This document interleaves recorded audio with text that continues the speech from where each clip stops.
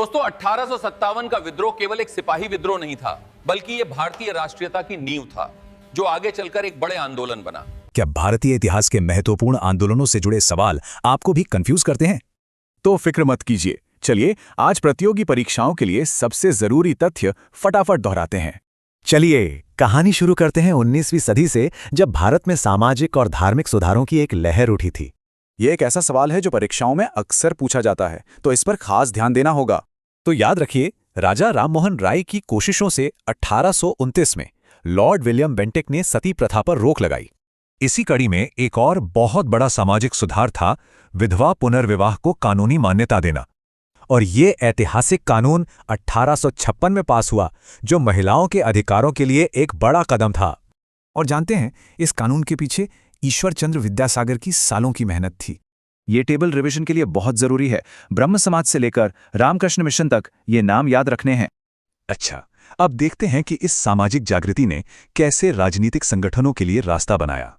1885 में भारतीय राष्ट्रीय कांग्रेस की स्थापना हुई। पहला अधिवेशन बॉम्बे में हुआ था। कांग्रेस में जल्द ही दो अलग अलग विचारधाराएं बन गईं। तो इन दोनों में आखिर फर्क क्या था? सीधी सी बात है, नरम दल याचिकाओं से सुधार चाहता था, जबकि गरम दल का लक्ष्य था पूर्ण स्वराज। और विचारधारा का यही टकराव एक साल अपने चरम पर पहुंच गया, जिससे कांग्रेस में एक बड़ी फूट पड़ गई। ये हुआ था 1907 के सूरत अधिवेशन में, जिसे हम सूरत स्प्लिट के नाम से भी जानते हैं। अब बात करते हैं भारत के सबसे बड़े संघर्ष की, यानी राष्ट्रीय स्वतंत्रता संग्राम की। यहां सबसे पहला सवाल यही उठता है कि 1857 के विद्रोह को ही पहला स्वतंत्रता संग्राम क्यों मानते हैं? क्योंकि यह पहली बार था जब सैनिक, किसान और शासक सबने मिलकर ब्रिटिश सत्ता को चुनौती दी थी। इसकी एक बहुत बड़ी वजह थी चर्बी वाले कारतूस, जिसने सैनिकों की धार्मिक भावनाओं को भड़का दिया था। इस क्रांति में रानी लक्ष्मीबाई, तात्या टोपे और मंगल पांडे जैसे कई महान वीरों ने नेतृत्व किया। 1857 के बाद बंगाल विभाजन से लेकर स्वराज की मांग तक आजादी का सफर लगातार आगे बढ़ता गया। और फिर साल 1929 के लाहौर अधिवेशन में पहली बार पूर्ण स्वराज का प्रस्ताव पास किया गया। तो हमने देखा कैसे सामाजिक सुधारों से शुरू हुई एक यात्रा ने स्वतंत्रता संग्राम की मजबूत नींव रखी। ये आंदोलन सिर्फ इतिहास का हिस्सा नहीं, बल्कि आज के भारत की पहचान है। अगला कौन सा विषय समझना चाहेंगे? नमस्कार, आज हम एक ऐसे सफर पर निकलने वाले हैं जिसने आधुनिक भारत को उसका आज का स्वरूप दिया।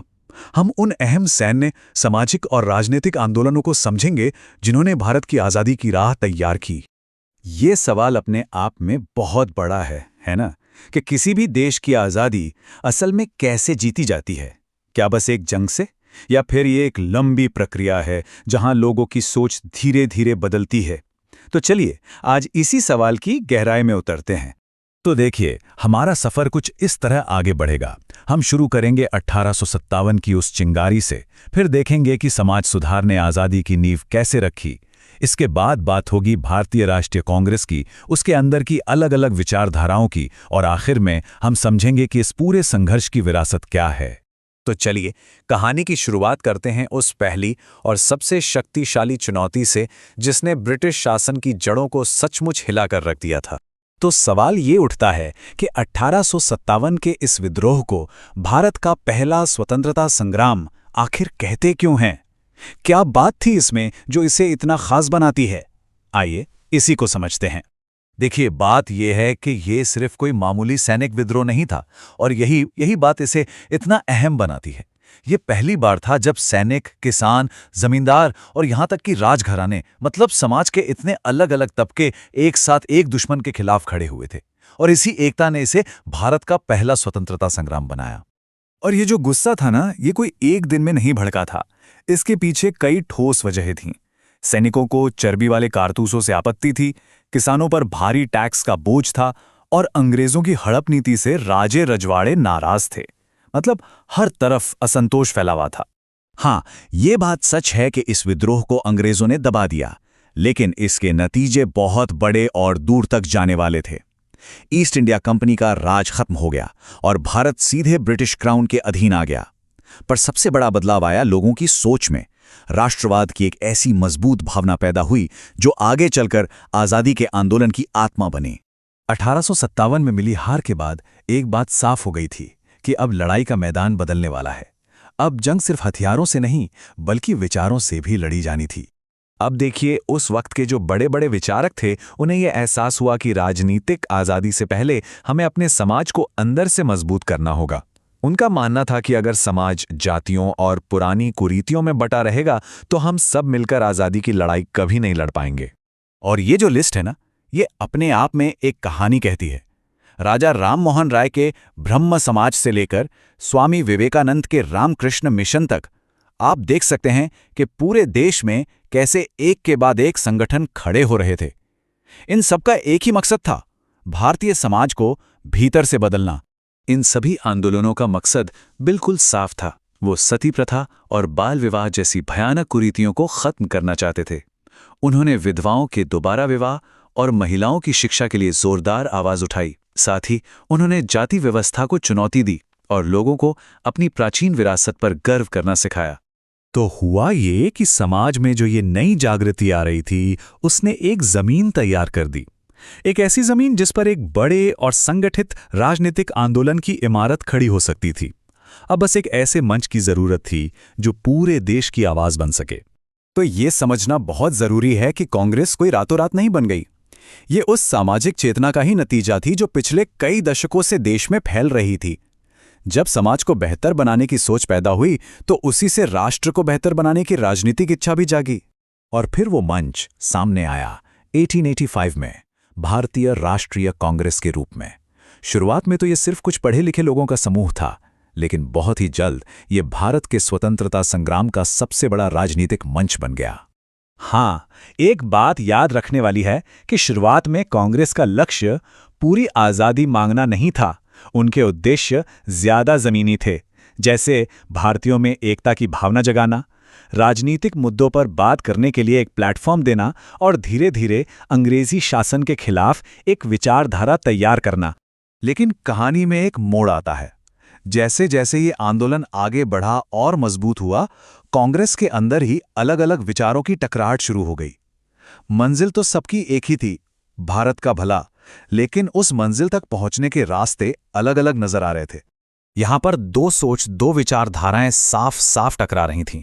एक तरफ थे नरमपंथी, जिन्हें लगता था कि अगर हम अंग्रेजों से प्रार्थना करेंगे, याचिकाएं देंगे तो वो हमारी बात मान जाएंगे।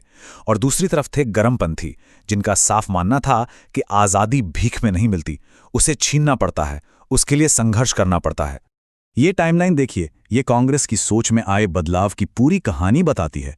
1885 में जो सफर सिर्फ कुछ ज्यादा अधिकारों की मांग से शुरू हुआ था, वो 1906 में स्वराज तक पहुंचा और 1929 आते आते पूर्ण स्वराज यानी पूरी आजादी के संकल्प में बदल गया। ये दिखाता है कि भारत का राजनीतिक आत्मविश्वास वक्त के साथ कितना बढ़ गया था।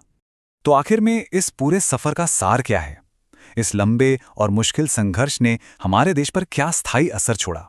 एक बात तो साफ है, आजादी तक का रास्ता कोई एक सीधी सड़क नहीं थी, ये एक पूरी विकास यात्रा थी। यह 1857 की चिंगारी से शुरू हुई, फिर सामाजिक सुधार की नींव पर आगे बढ़ी और आखिर में एक बड़े राजनीतिक आंदोलन के रूप में अपनी मंजिल तक पहुंची।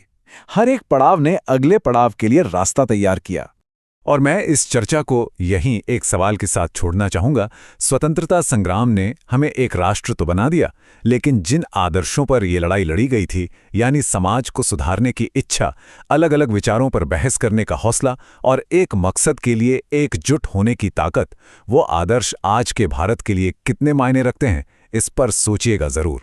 नमस्कार। 19वीं सदी ये सिर्फ कैलेंडर पर एक और सदी नहीं थी, बल्कि ये भारत की आत्मा के जागने का दौर था। एक ऐसा तूफानी दौर जिसने सदियों पुरानी जंजीरों को तोड़ने की हिम्मत की और एक नए राष्ट्र के विचार को जन्म दिया। तो चलिए इस क्रांति की कहानी को परत दर परत खोलते हैं। लेकिन सवाल ये है कि इस जागरण की आखिर जरूरत ही क्यों पड़ी? उस समय का भारत ऐसा किन अंधेरों में डूबा हुआ था? और यही सवाल ये हमें सीधा उस दौर की सच्चाई तक ले जाता है जहां बदलाव की एक आग सुलग रही थी। जरा सोचिए एक ऐसे समाज के बारे में जो ना दिखने वाली जंजीरों में जकड़ा हुआ था।